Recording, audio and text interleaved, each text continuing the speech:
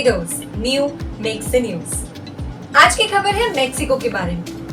Mexico में 2 revolutionary फैसले लिए गए हैं, दोनों ही वुमेन राइट्स को सपोर्ट करते हैं। तो आइए खबर जानते हैं। क्या आप जानते हैं कि जून 2022 में यूएस के सुप्रीम कोर्ट ने अपने रो वर्सेस वेड के ऑर्डर को ओवरटर्न कर दिया था। ये रो वर्सेस वेड का ऑर्डर था क्या?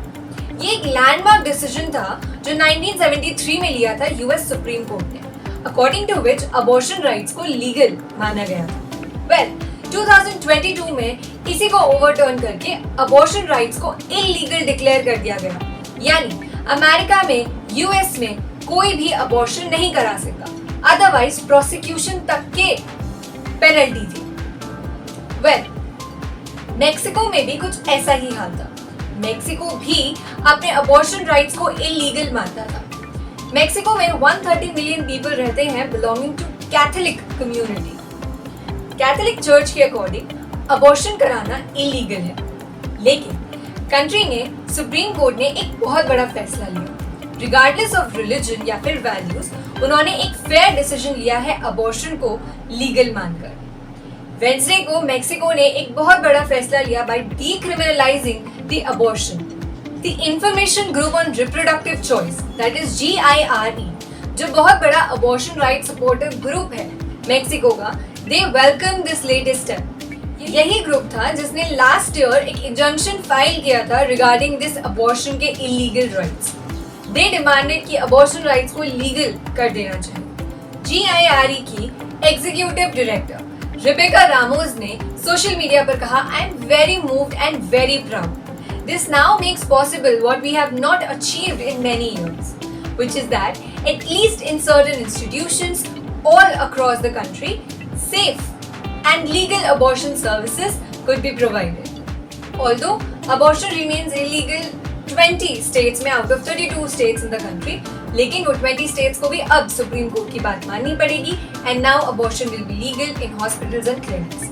Also, वो एम्प्लॉइज जिन्हें पहले पेनल्टी दी जाती थी for the practicing abortion, उन लोगों के ऊपर से ये पेनल्टी हट चुकी है, लेकिन now practice abortion। ये कोर्ट के डिसीजन ने एक प्रोफाउंड चेंज लाया है मेक्सिकन सोसाइटी में, which is celebrating its greatest victory।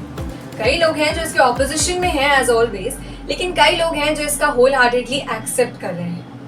Much of the country remains culturally conservative, लेकिन still decades of वो feminist activism ने actually reshape किया है मेक्सिकन सोसाइटी की थिंकिंग को, women rights को।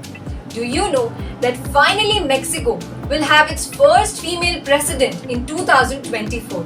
कैसे? आइए जानते हैं। मेक्सिको में मोरेना पार्टी और ऑपोजिशन कोलिशन दोनों ने ही इस बार फीमेल कैंडिडेट्स को चूज किया है टू बिकम द प्रेसिडेंट, और दोनों ही फीमेल कैंडिडेट्स के रिज्यूमे इज सुपर्ब। तो आइए जानते हैं दोनों कैंडिडेट्स के बारे में। Former Mexican city mayor Claudia Sheinbaum, she was named Morena's candidate on Wednesday. She was a climate scientist turned into a politician, जिनको बहुत wide support है इस बार। She is believed to be preferred choice of the president Andres Manuel Lopez Obrador, जो अब वापस अपनी tenure को run नहीं कर सकते। 2024 इलेक्शंस को जीतने के लिए शेनबाउम was completely ready, लेकिन अचानक से ऑपोजिशन कैंडिडेट आती है जोशिल गैल्वेज के नाम से। गैल्वेज एक बिजनेस वुमन है। She was a senator in 2018. उन्हें मीडिया अटेंशन मिलता है उनकी एस्पिरेशनल स्टोरी की वजह से, of growing up as a tech expert from an indigenous family. कुछ ही महीनों में गैल्वेज has risen to become the candidate of a broad opposition coalition जिसके अंदर इंक्लूडेड हैं PAN, PRI और PRD, the oldest mainstream parties of Mexico. तो अब at least ये कंफर्म है कि Mexico will have its first female president. Finally, democracy will prevail over there, having women as the head of the state. So, these were the 2 indicators जिस पर Mexico काफी आगे जा चुका है अपने बाकी स्टेट से of America. Summarizing this up, Mexico will now have abortion rights legal. Apart from that, first female president in the elections 2024. नई खबरों के साथ फिर जुड़ूंगी, बने रहिए डेली डोज पर। नमस्कार।